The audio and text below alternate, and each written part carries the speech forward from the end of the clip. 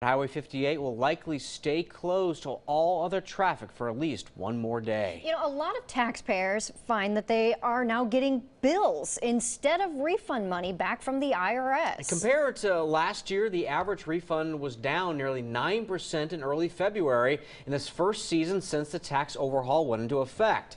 Our Jennifer Dowling talked to local taxpayers to see if they're surprised. Jennifer. Well, most people that we talked to said the refund hadn't changed too much or they were getting a little less back. And new information in from the IRS this afternoon shows that the average refund amount is increasing as more people file. I think it's very confusing.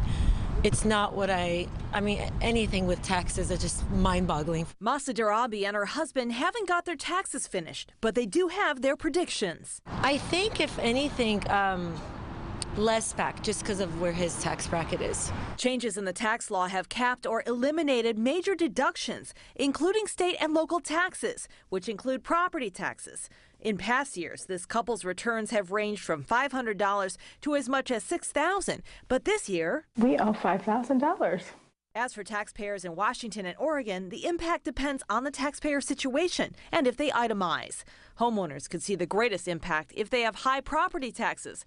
Their ability to deduct their local property taxes and state and local income taxes from their federal tax bills is now capped at $10,000. For those getting less back, there's a lot of frustration.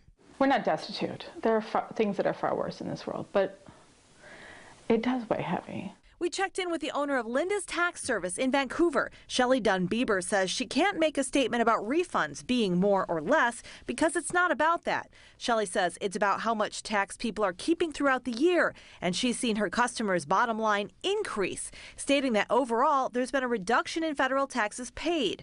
Other tax professionals say despite more money coming in, some people didn't withhold more from their checks, pushing refunds lower. The IRS had to tell people what to withhold, and it's a difficult problem for taxpayers, of course, but it's even difficult for tax experts at the IRS.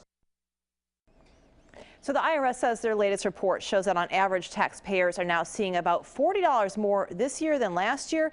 The new figures just in today take into account refunds given out through the week ending on February 22nd. Back to you. Thank you.